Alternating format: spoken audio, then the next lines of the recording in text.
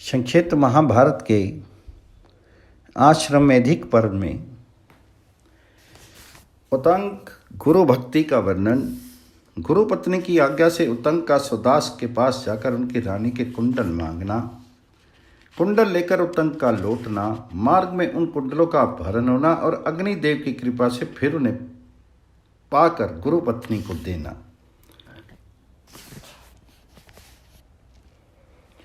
जन्मेजय ने पूछा, ब्राह्मण, महामना उतंक मुनि ने ऐसी कौन सी तपस्या की थी जिसके बल पर वे भगवान विष्णु तक को शाप देने को तैयार हो गए थे? तो वैशंपायन जी ने कहा, जन्मेजय, उतंक मुनि बड़े भारी तपस्वी, तेजस्वी और गुरु भक्त थे।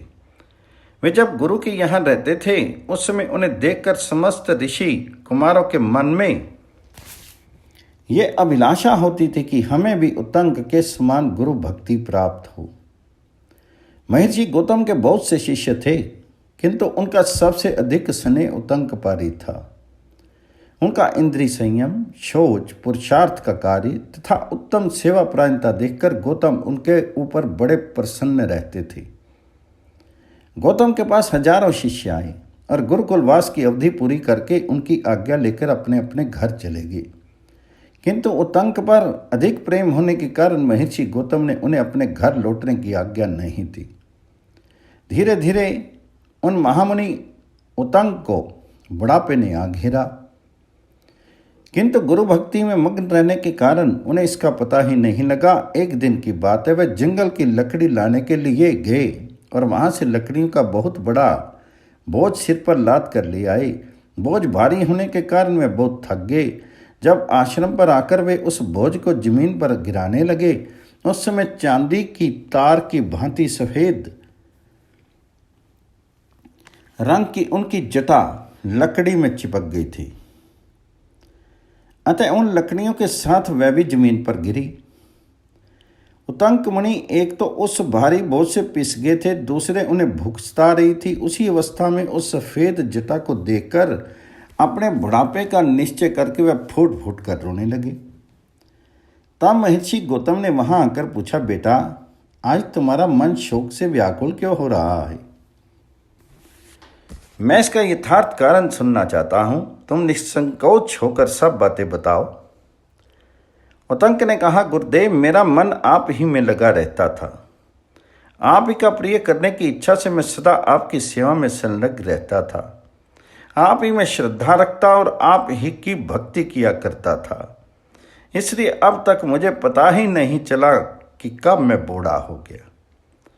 मैंने कभी कोई सुख नहीं उठाया। मुझे यहाँ रहते 100 वर्ष बीत गए, तो भी आपने मुझे घर लौटने की आज्ञा नहीं दी। मेरे बाद सैकड़ों और हजारों शिष्य यहाँ आए और आपकी आज्ञा लेकर चले गए। केवल मैं ही यहाँ पड़ा हुआ हूँ। तो गौतम ने कहा, भृगुनंदन, तुम्हारी गुरु शिष्यवा देखकर तुम पर मेरा बहुत प्रेम हो गया था, इसलिए इतना अधिक समय बीत गया तो भी मेरे ध्यान में ये बात नहीं आई।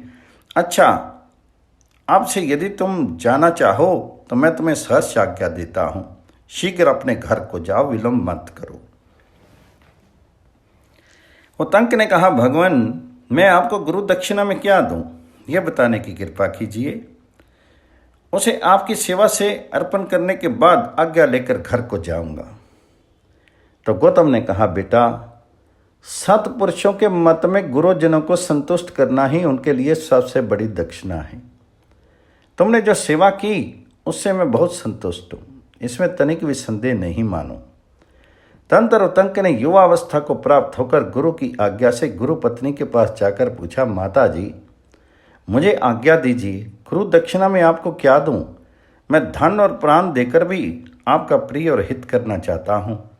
इस लोक में जो अत्यंत दुर्लभ, अद्भुत और बहुमूल्य रत्न होगा उसे भी मैं अपनी तपस्या से ला सकता हूं, इसमें तनिक भी संशय नहीं है। अहल्या बोली, बेटा, मैं तुम्हारी भक्ति से बहुत संतुष्ट हूँ और यही मेरे लिए पर्याप्त दक्षिणा है। तुम्हारा कल्याण हो। अब तुम जहाँ जाना चाहो जा सकते हो। यह सुनकर उतंक ने फिर कहा, माता जी, मुझे आपका कोई ना कोई प्रिय कार्य करना ही है, इसलिए आज्ञा दीजिए, मैं क्या करूं? तो अहल्या बोली, बेटा, राजा सुदास की रानी ने अपने कानों में मणियों के बने हुए 2 दिव्य कुंडल पहन रखे हैं। उन्हें मेरे लिए ला दो, उनसे गुरु दक्षिणा पूरी हो जाएगी। जाओ, तुम्हारा कल्याण हो। जन्मेजय बहुत अच्छा कहकर उतंक ने गुरु पत्नी की आज्ञा स्वीकार कर ली और उनका प्रिय करने की इच्छा से उन कुंडलों को लाने के लिए शीघ्रतापूर्वक चल दी। जाते जाते मनुष्य बक्षी राजा सुदास के पास पहुंच गए। इधर उतंक मणि को आश्रम में न देखकर गौतम ने अपनी पत्नी से पूछा, आज उतंक क्यों नहीं दिखाई देते? अहिल्या बोली, वे मेरे लिए कुंडल लाने गए हैं। यह सुनकर महर्षि ने कहा, यह तुमने अच्छा नहीं किया। राजा सुदास ब्राह्मणों के शाप से मनुष्य बक्षी राक्षस हो गए हैं, इसलिए वे उस ब्राह्मण को अवश्य मार डालेंगे। अहिल्या बोली, भगवान, मैं इस बात को नहीं जानती थी, इसलिए उन्हें ऐसा काम सौंप दिया। मुझे विश्वास है आपकी कृपा से उन पर कोई आंच नहीं आने पाएगी। पत्नी के ऐसा कहने पर महर्षि गौतम बोले, अच्छा ऐसा ही हो।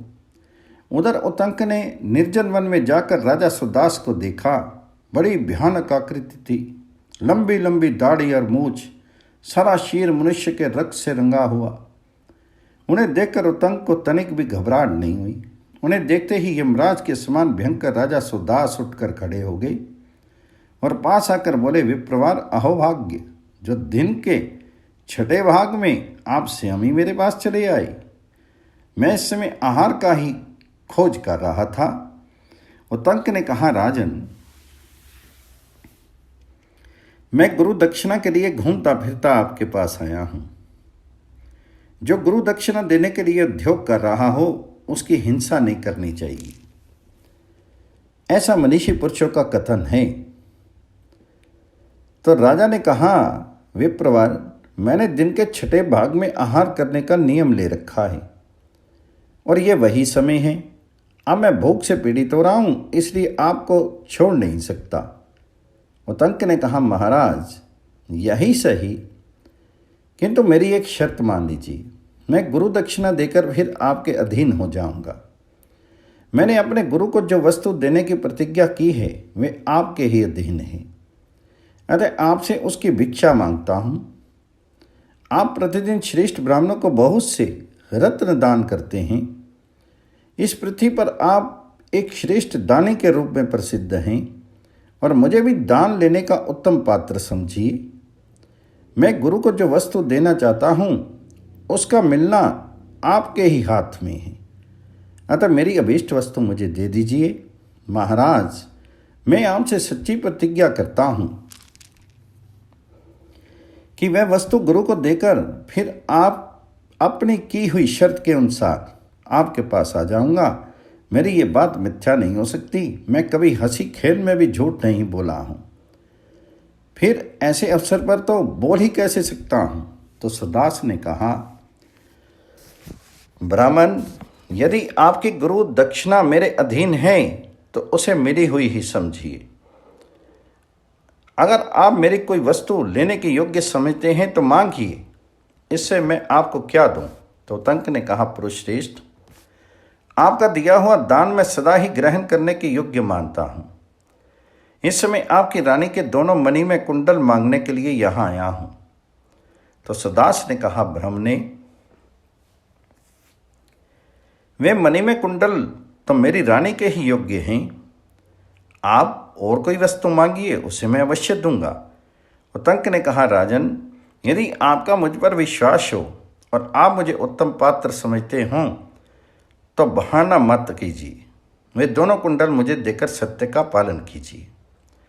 उतंक के ऐसा कहने पर राजा ने कहा, विप्रवर, आप रानी के पास जाइए और उनसे मेरी आज्ञा सुनाकर वह कुंडल मांग लीजिए। वे उत्तम व्रत का पालन करने वाली है, आपके द्वारा मेरा संदेश सुनकर निसंदेह दोनों कुंडल दे देगी। उतंक ने कहा, महाराज, मैं कहाँ आपकी पत्नी को ढूंढता फिरूंगा। मुझे क्यों कर उनका दर्शन हो सकता है? आप स्वयं ही उनके पास क्यों नहीं चले जाते? सुदास ने कहा, ब्राह्मण, मैं आपको जंगल में किसी झरने के किनारे मिल सकती हूँ यह दिन का छठा भाग है। मैं आहार की खोज में हूं, इस समय मैं उनसे नहीं मिल सकता। राजा की बात सुनकर उत्तंक मुनि उनकी रानी मदयंती के पास गए और उनसे अपने आने का प्रयोजन बतलाया। राजा का संदेश सुनकर विशाल लोचना रानी ने महाबुद्धिमान उत्तंक मुनि को इस प्रकार उत्तर दिया। ब्राह्मण, महाराज ने जो आपको कुंडल देने की बात कही है सो ठीक है। आप सत्य नहीं कहते, तो भी आपको मेरे विश्वास के लिए उनका कोई चिन्ह ले आना चाहिए। मेरे ये दोनों मणि में कुंडल दिव्य हैं। देवता, यक्ष और महर्षि लोग नाना प्रकार के उपायों द्वारा इन्हें चुरा ले जाने की इच्छा से सदा छिद्र ढूंढते रहते हैं। यदि इन्हें पृथ्वी पर रख दिया जाए तो नाग हड़प लेंगे, अपवित्र अवस्था में धारण करने पर यक्ष उड़ा ले जाएंगे, और इन्हें पहनकर यदि कोई नींद लेने लग जाए तो देवता लोग जबरदस्ती छीन लेंगे। इन छिद्रों में सदा ही इन कुंडलों के खो जाने का भय रहता है। देवता, राक्षस और नागों से सावधान रहने वाला मनुष्य ही इसको धारण कर सकता है। इससे रात दिन सोना टपकता रहता है। रात में नक्षत्रों और ताराओं के समान इनकी चमक होती है। इनको पहन लेने पर विष से, अग्नि से तथा अन्य भयदायक जंतुओं से भी कभी भय नहीं होता। फिर भूख प्यास का भय तो हो ही कैसे सकता है। छोटे कद का मनुष्य इन कुंडलों को पहने तो ये छोटे हो जाते हैं, और बड़ी डील डोल वाले मनुष्य के पहने पर उसी के अनुरूप ये बड़े हो जाते हैं। ऐसे गुणों से युक्त होने के कारण ये मेरे दोनों कुंडल सबकी प्रशंसा के पात्र हैं। इनकी तीनों लोकों में प्रसिद्धि है। अतः आप यदि महाराज की आज्ञा से इन्हें लेने आए हैं तो इसकी कोई पहचान लाइए। वैशंपायन जी कहते हैं, जन्मेजय, रानी मदयंती की बात सुनकर उत्तंक मुनि ने महाराज मित्र से सुदयास के पास आकर उनसे कोई पहचान मांगी। तब इक्ष्वाकु वंशियों में श्रेष्ठ उन नरेश ने पहचान के रूप में रानी को सुनाने के लिए एक संदेश दिया। सुदास बोले, प्रिय, मैं जिस दुर्गति में पड़ा हूं यह मेरे लिए कल्याण करने वाली नहीं है, तथा इसके सिवा अब दूसरी कोई भी गति नहीं है। मेरे इस विचार को जानकर तुम अपने दोनों मणि में कुंडल इस ब्राह्मण देवता को दे डालो। यह सुनकर महर्षि उत्तंक रानी के पास गए और उन्होंने राजा की कही हुई बात वहां ज्यों की त्यों दोहरा दी। महारानी मदयंती ने स्वामी का वचन सुनकर उसी समय अपने मणि में कुंडल उत्तंक मुनि को दे दिए। कुंडल पाकर उत्तंक मुनि पुनः राजा के पास आकर बोले, महाराज, आपके गूढ़ वचन का अभिप्राय क्या है? मैं उसे सुनना चाहता हूं। सुदास ने कहा, ब्राह्मण क्षत्रिय लोग सृष्टि के प्रारंभ काल से ही ब्राह्मणों की पूजा करते चले आ रहे हैं, तथा भी कभी कभी ब्राह्मणों की ओर से भी क्षत्रियों के लिए बहुत से दोष प्रकट हो जाया करते हैं। मैं सदा ही ब्राह्मणों को प्रणाम किया करता था, किंतु एक ब्राह्मण के ही शाप से मुझे ये दोष, ये दुर्गति प्राप्त हुई है। मैं मदयंती के साथ यहाँ रहता हूँ। मुझे इस दुर्गति से छुटकारे पाने का कोई उपाय नहीं दिखाई देता। अब इस लोक में रहकर सुख पाने अथवा परलोक में स्वर्गीय सुख भोगने के लिए दूसरी कोई गति नहीं है। कोई भी राजा ब्राह्मणों के साथ विरोध करके ना तो इसी लोक में चैन से रह सकता है और ना परलोक में ही सुख पा सकता है। यही मेरे गूढ़ संदेश का तात्पर्य है। अच्छा, अब आपकी इच्छा के अनुसार ये मणि में कुंडल मैंने आपको दे दिए। अब आपने जो प्रतिज्ञा की है उसको सफल कीजिए। तो उत्तंक ने कहा, राजन, मैं अपनी प्रतिज्ञा का पालन करूंगा, पुनः आपके अधीन हो जाऊंगा, किंतु इस समय एक प्रश्न पूछने के लिए आपके पास लौट कर आया हूं। सुदास ने कहा, विप्रवर, आप इच्छा अनुसार प्रश्न कीजिए, मैं आपकी बात का उत्तर दूंगा। आपके मन में जो भी संदेह होगा उसका निवारण करूंगा। इससे मुझे कुछ विचार करने की आवश्यकता नहीं पड़ेगी। तो उत्तंक ने कहा, राजन, धर्म निपुण विद्वानों ने उसी को ब्राह्मण कहा है जो अपनी वाणी का संयम करता हो, अर्थात सत्यवादी हो, जो मित्रों के साथ विषमता का बर्ताव करता है, उसे चोर माना जाता है। आज आपके साथ मेरी मित्रता हो गई है, इसी आप अच्छी सलाह दीजिए। बताइए, आप जैसे पुरुष के पास मुझे फिर लौट कर आना चाहिए या नहीं? सुदास ने कहा, विप्रवर, यदि आप मुझसे उचित बात कहलाना चाहते हैं तो मेरा कहना यह है कि आप किसी तरह मेरे पास ना आएं। इसी में आपका कल्याण दिखाई देता है। यदि आएंगे तो निसंदेह आपकी मृत्यु हो जाएगी। तो वैशंपायन जी कहते हैं, जन्मेजय, इस प्रकार बुद्धिमान राजा सुदास के मुख से उचित और हित की बात सुनकर उनकी आज्ञा लेकर उतंक मुनि अहल्या के पास चल दिए। गुरु पत्नी का प्रिय करने के लिए दोनों दिव्य कुंडल हस्तगत करके वे बड़े वेग से गौतम के आश्रम की ओर जा रहे थे। रानी मदयंती के कथन के अनुसार उन्हें उन कुंडलों की रक्षा का भी ध्यान था, इसलिए वे उनको काले मृग छाले में बांध कर ले जा रहे थे। रास्ते में एक स्थान पर उन्हें बड़े जोर की भूख लगी। वहां पास ही फलों के भार से झुका हुआ एक बेल का वृक्ष दिखाई दिया। महर्षि उतंक उस वृक्ष पर चढ़ गए और मृग छाला को उन्होंने उसकी एक शाखा में बांध दिया। फिर बेल नीचे गिराने लगे। उस समय उनकी दृष्टि बेलों पर ही लगी हुई थी। वे कहाँ गिरते हैं इनकी ओर उनका ध्यान नहीं था। उनके तोड़े हुए प्रायः सभी बेल मृग छाला पर ही, जिसमें दोनों कुंडल बंधे हुए थे, गिरे। उनकी चोट से बंधन खुल गया और वह मृग छाला सहसा कुंडल सहित वृक्ष के नीचे जा गिरा। वहां ऐरावत कुल में उत्पन्न एक नाग पहले से मौजूद था। मृगशाला के अंदर रखे हुए उस मणि में कुंडलों को पर जब उसकी दृष्टि पड़ी तो उसने झपट कर उन्हें मुंह में दबा लिया और एक बल्मीक में घुस गया और कुंडल सहित गायब हो गया। सांपों के द्वारा कुंडलों की चोरी होती देखकर उतंक मुनि उद्विग्न हो उठे और अत्यंत क्रोध में भरकर वृक्ष से कूद पड़े। नीचे आकर एक लकड़ी से वे बल्मीक के अंदर की बिल खोदने लगे। उनके मन में तनिक भी घबराहट नहीं हुई। लगातार 35 दिनों तक वह बिल खोदने के कार्य में जुटे रहे। उनके असह्य वेग को पृथ्वी नहीं सह सकी। वे उनके दंड की चोट से घायल एवं अत्यंत व्याकुल होकर डगमगाने लगी। ब्रह्म ऋषि उतंक नागलोक में जाने का मार्ग बनाने के लिए निश्चय करके धरती खोदते ही जा रहे थे। ये देखकर महतजस्वी इंद्र घोड़े जुते हुए रथ पर बैठकर हाथ में वज्र लिए हुए उस स्थान पर आए और विप्रवर उतंक से बोले, इंद्र उतंक के दुख से दुखी थे, अतः ब्राह्मण का वेश बनाकर वह उनसे बोले, ब्राह्मण, ये काम तुम्हारे वश का नहीं है। नागलोक यहाँ से हजारों योजन दूर है। इस काठ के डंडे से वहाँ का रास्ता नहीं बनाया जा सकता। मेरी समझ में ये काम तुम्हारे लिए असाध्य है। उतंक ने कहा, ब्राह्मण, यदि नागलोक में जाकर उन कुंडलों को प्राप्त करना मेरे लिए संभव है तो मैं आपके सामने ही अभी अपने प्राण त्यागे देता हूँ। वज्रधारी इंद्र जब किसी तरह उतंक को अपने निश्चय से हटा नहीं सके तो उनके डंडे के अग्रभाग से अपने वज्रअस्त्र को जोड़ दिया। उस वज्र के प्रहार से पृथ्वी विदीर्ण हो गई और नागलोक का रास्ता बन गया।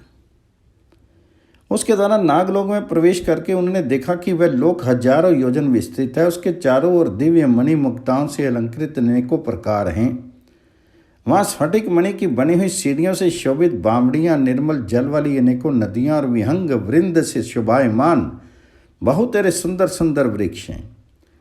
नागलोक का बाहरी दरवाजा 100 योजन ऊंचा और 5 योजन चौड़ा है। नागलोक की ये विशालता देखकर उतंक मुनि हत उत्साह हो गए, दीन हो गई। अब उन्हें फिर कुंडल पाने की आशा नहीं रही। इसी समय उनके पास एक घोड़ा आया जिसकी पूंछ के बाल सफ़ेद और काले तथा आँख और मुंह लाल थे। वह अपने तेज से प्रज्वलित हो रहा था। उसने उतंक से कहा, बेटा, मेरे अपान मार्ग गुदा में फूंक मारो, इससे तुम्हें कुंडल मिल जाएंगे। ऐरावत का पुत्र तुम्हारे कुंडल चुरा कर ले आया है। मेरी गुदा में फूंक मारने से तुम घृणा मत करो, क्योंकि गौतम के आश्रम में रहते समय तुमने अनेकों बार ऐसा किया है। तो उतंक ने पूछा, गुरुदेव के आश्रम पर मैंने कभी आपका दर्शन किया है, इस बात का ज्ञान मुझे कैसे हो? और आपके कथन के अनुसार वहाँ रहते समय मैंने पहले जो काम अनेकों बार कर चुका हूँ वह क्या है, ये सुनना चाहता हूँ। तो घोड़े ने कहा, ब्राह्मण, मैं तुम्हारे गुरु का भी गुरु जात विदा अग्नि हूँ। तुमने अपने गुरु के लिए सदा पवित्र रहकर विधिवत मेरी पूजा की है, इसलिए मैं तुम्हारा कल्याण करूँगा। अब तुम मेरे बताए अनुसार कार्य करो, विलंब मत करो। अग्निदेव के ऐसा कहने पर उतंक ने उनकी आज्ञा का पालन किया। इससे प्रसन्न होकर वह नागलोक को भस्म करने के लिए प्रज्वलित हो उठे। जिस समय ब्राह्मण ने फूंक मारी, उसी समय उस अश्वरूपधारी अग्नि के रोम रोम से जोर जोर से धुआं उठने लगा। जो नागलोक को भयभीत करने वाला था, वह धुआं इतना बड़ा कि वहां कुछ सूझ नहीं पड़ता था। रावत के घर में हाहाकार मच गया।